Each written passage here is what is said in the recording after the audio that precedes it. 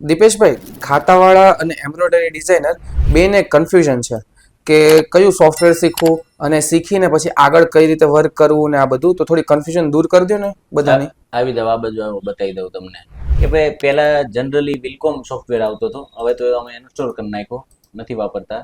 હાજી, વિલકોમનું અપડેટ આવ્યું 4.5. એની અંદર ડબલ સિક્વન્સ અને 4 સિક્વન્સનું કામ થતું હતું. આવી રીતના 8 સિક્વન્સ ડબલ સિક્વન્સનું કામ થવા માંડ્યું. ત્યાર પછી આવ્યું એનું વિલકોમનું અપડેટ આવ્યું, વિલકોમ 2025 2026. અમારી પાસે લેટેસ્ટ વર્ઝન છે 2026, કે એની અંદર વિલકોમની અંદર પણ બીટ્સનું કામ થવા માંડ્યું.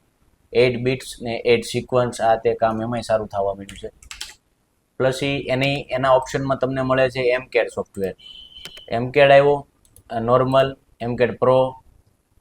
એની અંદર તમે જોવો તો 8 બીટ્સ 8 સિક્વન્સનું કામ થઈ જાય છે. પ્લસ એમકેડમાં લેટેસ્ટ વર્ઝન આવી ગયું છે, એની અંદર જોવો તો 16 સિક્વન્સ અને બીટ્સ 8 બીટ્સ 8 જરદોશીનું કામ થઈ જાય છે એમકેડ પ્રોમાં. જનરલ અત્યારે આ બધા સોફ્ટવેર હાલે છે, પણ ઘણાને એમ હોય એમકેડ વાપરવી છે, વિલકોમ લેવો. વિલકોમ વાપરતા હોય અને એમ થતું હોય કે એમકેડ લેવો કે ન લેવો. આવા કોઈ પણ કન્ફ્યુઝન છે તમારે તો તમે અમને કોલ કરજો, નીચે નંબર આપ્યા છે. કાંઈ પણ ડાઉટ લાગે છે ડિઝાઇનરને તો અમે એનીડેક્સ આપશું. ફ્રી હોવ તો અમારી ઓફિસે આવી જજો રવિવારે ડેમો લેવા માટે.